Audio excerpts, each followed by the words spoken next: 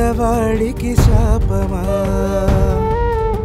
పేదలంటే సరస్వతికి ద్వేషమా స్కూల్స్ పెట్టి లక్షలు హాస్పిటల్స్ పెట్టి కోట్లు సంపాదించే హైటెక్ బిజినెస్ మన దేశంలో తప్ప ఎక్కడా లేదు సార్. చదువు కోసం చావడం భావ్యమా చావు కోసమే చదువులే ఆధారమా